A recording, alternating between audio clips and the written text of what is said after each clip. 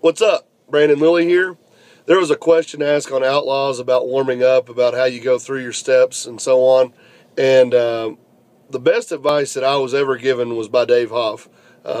Dave gave me tons of information when I was training with him at Westside. And the best answer that I've ever been able to give other people when working up to heavy weights or training for heavy weights is to go slow. Most guys I'll see in the gym when I go to a seminar or I'll watch other people train online, it's like plate jumps. It's, 135, 225, 315, so on. And we've all been guilty of that. But when I was training with Dave, he said, "What's your hurry, bud?" He said, "You're not going to get out of the gym any sooner than anybody else, so you might as well slow down." So what I started doing was the bar for, 10 or 15 reps, 95 for 10 reps, a plate for 8 to 10 reps, 185, 225, 275, 315. And what you're doing automatically, just by default, is you're upping your volume. And what that does over time, not necessarily in one training cycle, but in a year or 2 years or 3 years, is you build up tons of muscular development along with tendon and ligament strength. That's something that a lot of guys that progress real rapidly, especially when they're putting on gear. If you're, a 300 or 400 pound squatter and then you automatically jump to 600, 700 pounds in your gear on a squat, think about what that does to your ligaments, your tendons, your bones. So by doing this much more slowly and actually building the strength the right way, or the best way that I've ever found, is a really good way to prevent a lot of injuries. If you look at Hoff, he's pretty much the strongest guy going right now and never had a significant injury at all. And I think that's a testament to this type of training. Slowing down the warm-ups, doing more reps, taking smaller jumps. And, that's something that he showed me. That's something that I show my training partners. I guess it's one of those little secrets that a lot of people don't do. So if you start doing that, let's say, you're not an 800-pound bencher, but you're a 400-pound bencher. Well, let's try to go bar, quarter, plate, quarter. So you're at 185 right now. And then let's go 205, 225, 245, 265. Because what happens is, if you look at a guy like Hoff, he might be doing 12 to 15 sets by the end of the day, jumping that way. Well, if you jump quarter plate at 400 pounds, you're only going to do 8 sets.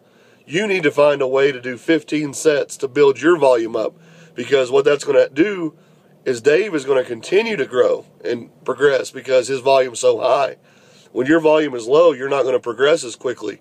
So break it down to where you're doing more sets and more reps that way. Like I said on the forum, because of Dave, I not only handle heavy weight, but I handle heavy weight for a lot of reps. And that's what people don't understand about being truly strong, is they think it's only the top end sets that count. It's all those medium sets that count as well. And then somebody else asked, about doing singles or triples all the way up and then finishing with a set of 8. Like somebody laid out a program that said their last set was supposed to be 365 for 8. And they showed their map up on their warm-ups was they would do singles up to 365 and then do it for an 8. I'm going to tell you that's okay. I mean, I see people do that all the time, but that's not necessarily going to warm you up properly. So what you need to do is continue to strive to up your working tolerance. So if you can do a single today, let's say the next time you warm up to 365 for an 8, you try to do doubles or triples all the way up. And over time, what you're going to feel is you're going to feel much stronger, you're going to feel much healthier, and you're going to be in a better position to progress quickly. Because if you can do all 8s all the way up to the top and then still do an 8 on your final set, don't you think that means on a meet day you can warm up, more reserved and you're going to have more in the tank? That's how, people ask me, how do you compete so quickly, back to back or 2 weeks apart or so? It's because I train that way. I train a higher volume type set, so a meet is only 9 attempts for me, with maybe 4 to 5 warm-ups per lift. So I'm looking at 15 warm-ups total and then 9 lifts, 24 lifts. I do that every single time I'm in the gym. So if you start thinking about working out in that regard, By doing more volume on your warm-ups, you're actually going to benefit yourself a lot later. On meet day, like I said, I'll go in, and that's when I'll do my plate. I'll do, on the bench press, or let's start with the squat.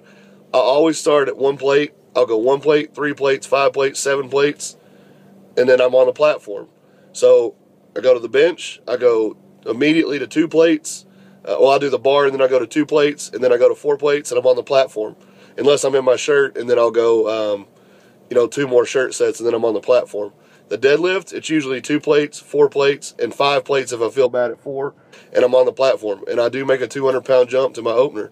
So that's just me. That's not saying that's perfect, it's written in stone, but that's how I do it. And I think if you listen to the stuff that I said before about increasing your volume in your work sets, you'll be a lot better off.